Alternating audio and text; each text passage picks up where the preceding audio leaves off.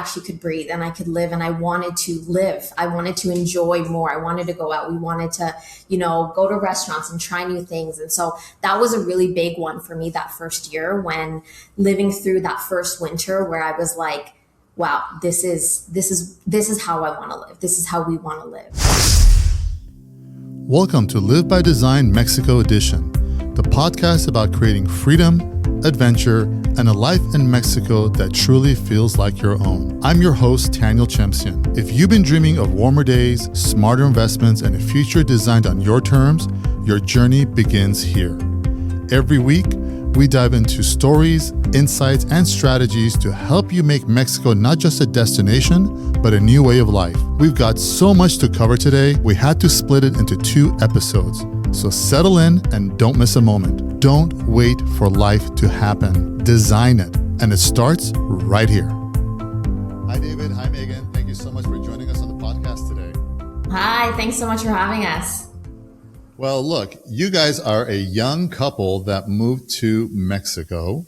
This is something that I've been seeing more and more. Most of the clients that I've had over the years, they tend to be baby boomers and nowadays Gen X, which are like around 50 and older, but you guys are nowhere near 50. So I'm really interested to find out at such a young age, what made you decide to move to Mexico, and where did you guys live prior to moving to Mexico? Yeah, thanks. I'm Canadian. David's Mexican. We were living in a few different parts of Canada before we moved here. But what initially made us move here is a few things. So we chose Merida. David was originally born and raised in Merida and lived in Canada for 10 years. So that's where we originally met. And where in Canada? So I'm from Calgary. So we lived in both Calgary and Ottawa for, a few different years prior to moving here. So. Okay. Yeah. And what prompted you to move to Merida? Like, why did you want to leave Canada? Yeah. So, go ahead. No, so I think something very important for us that triggered the entire change was the pandemic. I think the pandemic made a lot of people reconsider their priorities. As a Mexican who relocated to Canada, that was a big year for me to think about family, think about if I wanted to do another 10 years in Canada. And we, at that time, were both working in property management, which was very difficult to help people during the pandemic with the rules that we had of, distancing and all that. So I think the pandemic was the biggest trigger for us to start considering Mexico again. And as a young demographic, the pandemic also triggered a lot of changes in the world that allowed us to move here. Yeah.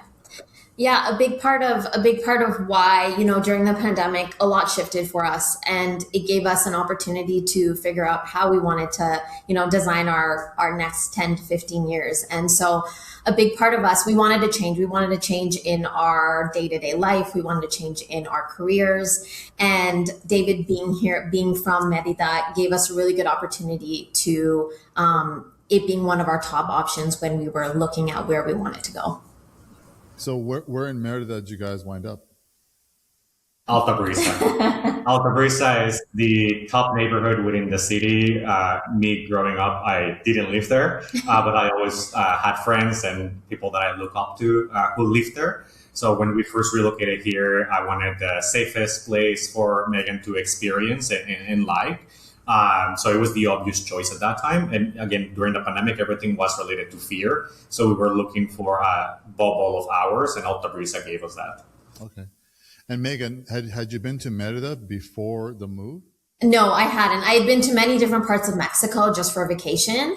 I'd heard about Merida, but again, being with David at the time, it was something that we wanted to experience together. So during the pandemic, we actually came. We were both working remotely at the time. So we spent a few months here.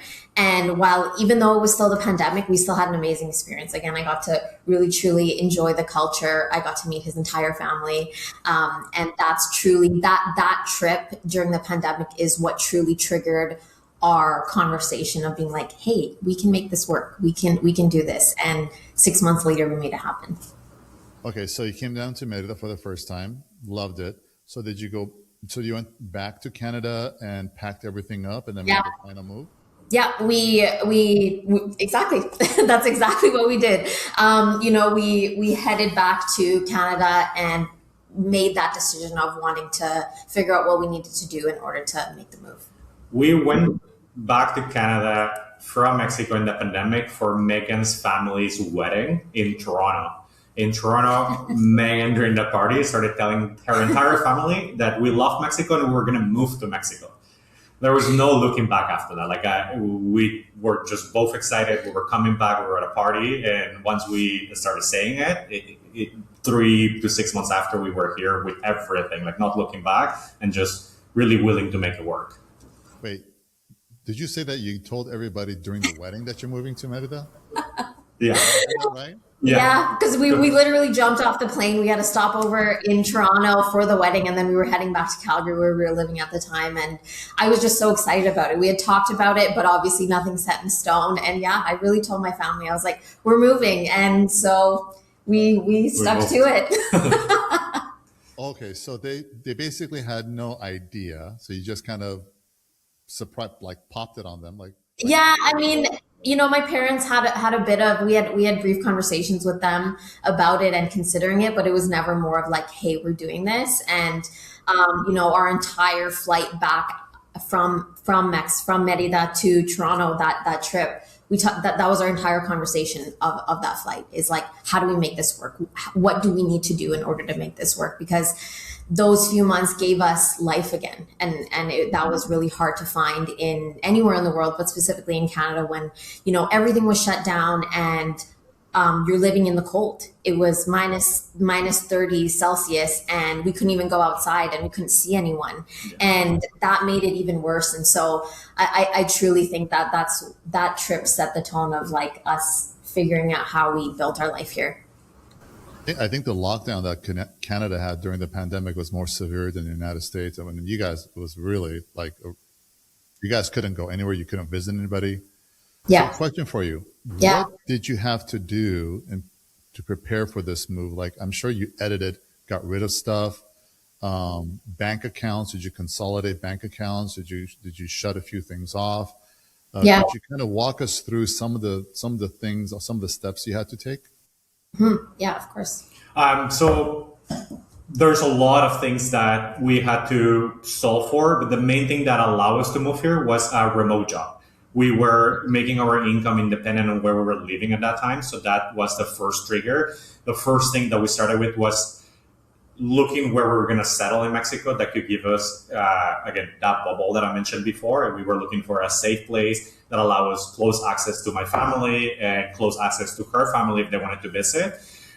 In Canada, we were at that time living on a condo, so we had to sell all our stuff.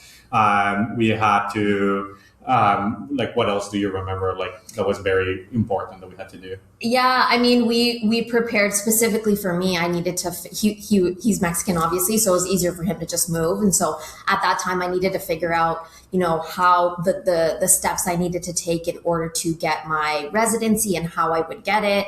Again, at the time, we were living in an investment property that like my family had. So it made it a little bit easier to move.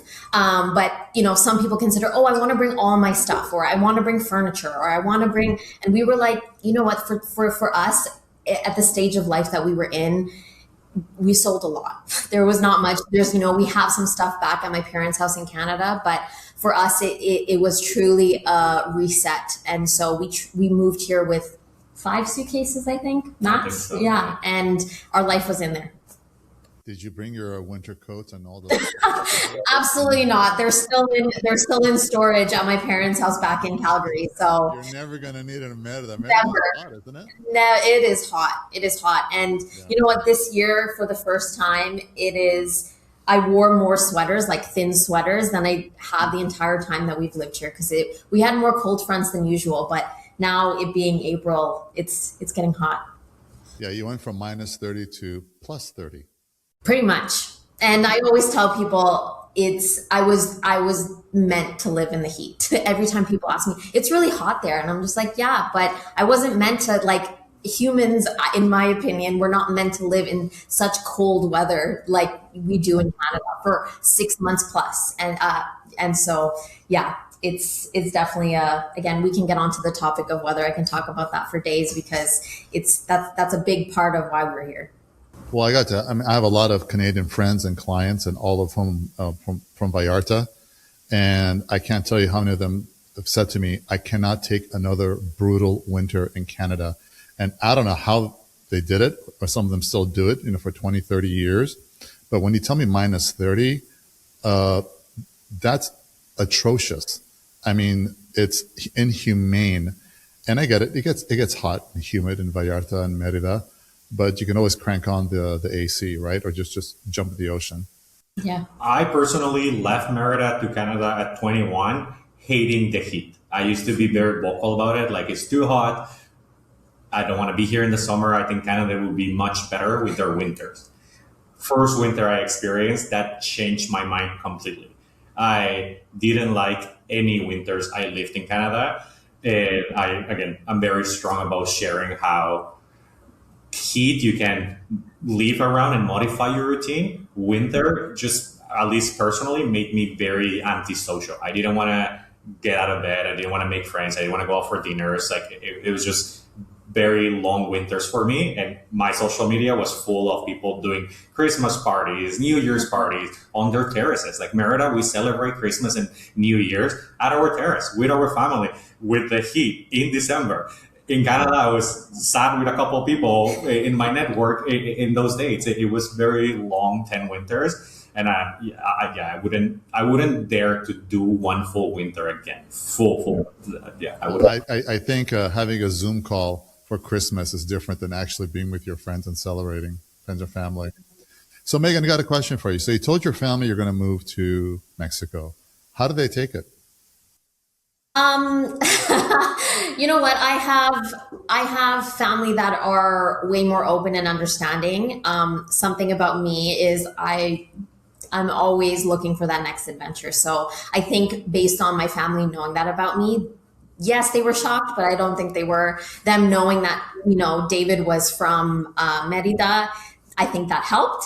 But they took it well. I think they had a lot of questions, specifically my parents, who are very supportive of everything that I've done, all throughout my life. But I think one thing they know about me is that I'm very much so someone that always wants to do more, always wants to find new adventures and try new things. And so for them, they had the questions, but I think they were very supportive at the end and continue to be to this day. Right. Yeah. Because sometimes, people, they're just, what? Are you crazy? You're going to Mexico? Did you have any friends? We have extended family of Megan's totally saying that. Even though we're a couple trips back, they would still ask us the craziest questions of like, about. I mean, Megan, did you have any fear, doubts, or concerns about this move? Like, you're leaving everything you're familiar behind and moving to another country. Yeah, I was, again, it's normal. I had my fears, but I think there was two reasons why. Is that I always wanted to live in another country. Whether I married David or not, I think I would be living in another country at some point. But I think it is very much so I was willing. So I knew that there was going to be challenges, and I was open to the idea of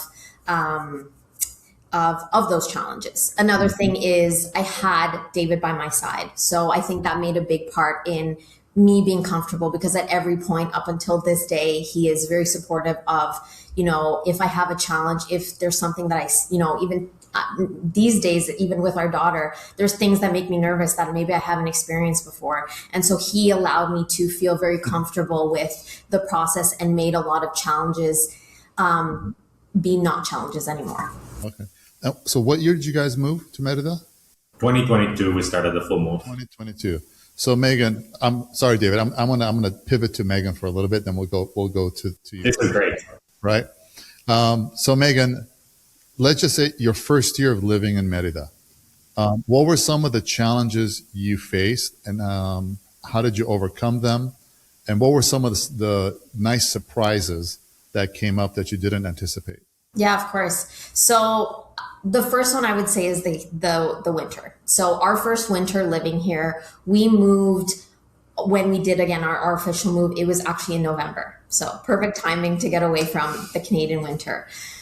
Those first few months of living here without a winter was something that is hard to explain, because unless you have done it before and unless have lived winters and have lived through the summers here, you don't understand it. Because I was able to go for walks every single day. I was able to go outside without wearing layers and layers.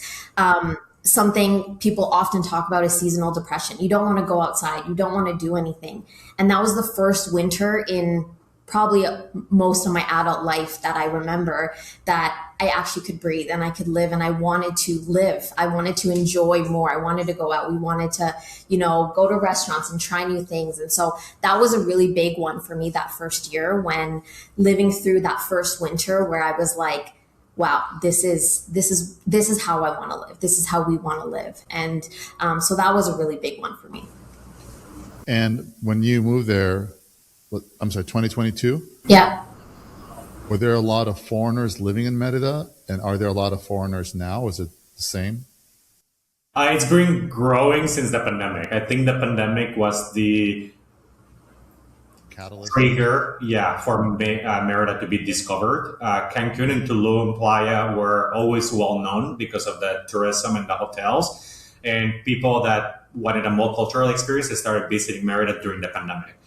Something that, again, in Puerto Vallarta, Mexico stayed open during the pandemic compared to US and Canada specifically, where we were very strict. So I think that's what trigger was. Before the pandemic, it was mainly retirees. After the pandemic, we've helped a lot of families as young as ours or a little bit older relocate here with remote jobs, businesses, and their entire families. I would say since the pandemic, a lot more expats. Yeah, I would say the same thing. I mean, when I started real estate 20 years ago, and back then, most of my clients were baby boomers. Now we're getting Gen X, because the Gen X, their age demographics now is what the baby boomers were 20 years ago when I started real estate. But now, ever since the pandemic, I've seen a lot more younger people moving here. When I say younger, early 30s and up. Young couples, and even some in their late 20s, and they're moving down here and starting businesses, or they're still working remotely for their American or Canadian company. So, I mean, you guys are a young couple, and you mentioned you have a daughter. So, was your daughter born in Mexico? Yeah. Yeah, she's 1 year old, and so she just turned 1 in January. And yeah, we had her here in Merida. So, let's talk about that. Let's talk about hospitals, medical services. What was it like giving birth to your daughter in a hospital in Merida? Yeah. So I've answered this question a lot for both clients, like on our YouTube channel. I've done a video about it because it's a common question, right? Healthcare is a number one question that people always ask. So my overall answer for the experience, which I think sometimes surprises people, is it was amazing. to put it lightly, truly. So right from the beginning of, wanting to get pregnant to getting pregnant, having the doctor. So I work with a bilingual gynecologist / OBGYN. So I was seeing her prior to getting pregnant. She was so supportive. And when I got pregnant and all throughout my pregnancy, something that people don't really understand is I had full access to her. I could contact her at any time. It wasn't her assistant. It wasn't a nurse. It was her. She was absolutely incredible. I was able to text her directly on WhatsApp when, in my first trimester, when I was really sick and having a really hard time, when, David would ask her questions, I would ask her questions, all my appointments, everything was just amazing. I truly felt like I was being heard, which, you hear different women talking about their birthing experiences, and that's not always the case. And I can honestly say that I was very well supported by her and her support staff and the hospital as well when I delivered our baby girl. Well, I brought this up before. I've got my doctor's cell phone number and other doctors and medical professionals. That's not common in the United States. I don't know if that's common in Canada. Absolutely not. Yeah, the doctors, and nobody gives you their cell phone here. They do, and their personal email. Yeah.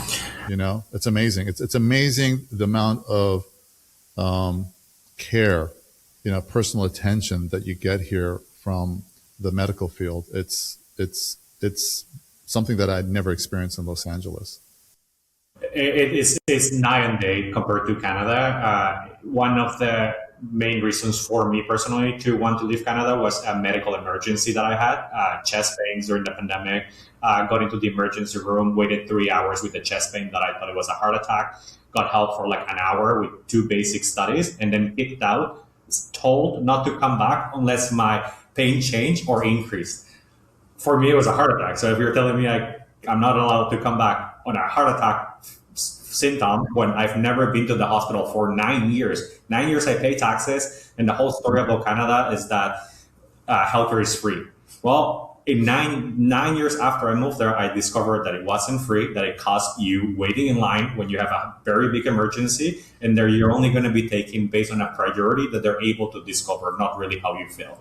That is night and day compared to the experience here. Here, I can walk into multiple doctors, and doctors will treat their clients as a business. They have to compete with other doctors that have the same type of service, the same type of offices, compared to Canada, which is they're just meeting a quota and trying to kick you out based on priority. So I'm very strong about how much better the medical system is in Mexico compared to Canada specifically.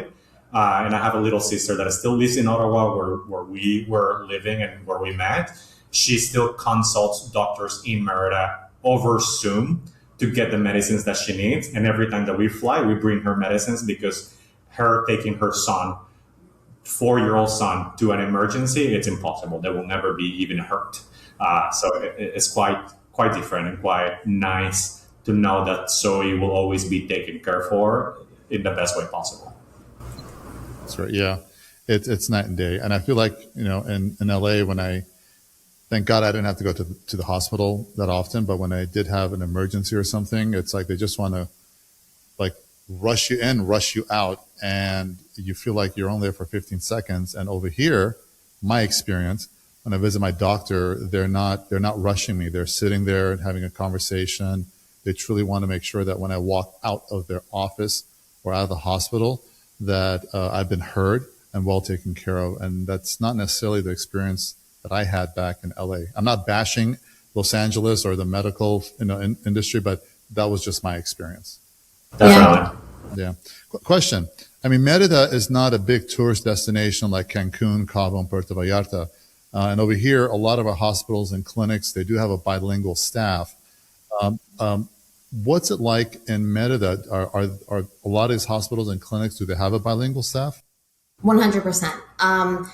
Most of my experiences, any different doctors that I've tried to get access to or that I've needed to, luckily enough, I haven't had to go to the doctor very often, but even throughout my entire pregnancy, any other doctors that I had to consult or even staff support, many of them were bilingual. So again, obviously I'm not fully bilingual. I'm definitely working on it. But when it comes to healthcare, obviously having that proper communication in English is very important to me. So yes, there's definitely a lot of different staff, different types of doctors, dentists, that do offer bilingual services. So even for a lot of our clients that are English speaking and don't know a lot of Spanish yet, that is a question that they get all the time. And there 100% is a lot of bilingual staff, even though it's not a top touristic destination.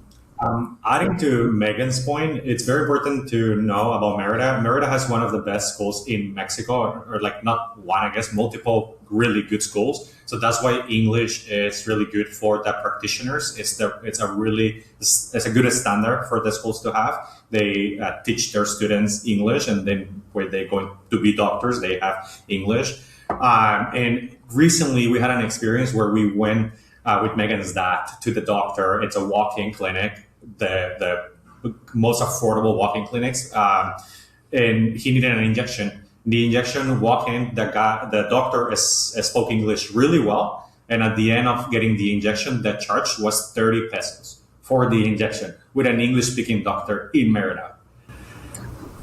30 pesos is like what? Less than $2. It's like $1.75 or $1.60 US. Yeah. Crazy. Yeah, that's nothing. Well, when I go visit my mom in LA, I take her some medicine because back in Los Angeles, it's 10 times more. So I just take her 6 months worth of pills, and she's good to go. It's amazing when you look at the cost difference, and you're like, well, where's the justification? It's the same medicine, and it's like 10 times less here than it is in Los Angeles. I don't get it.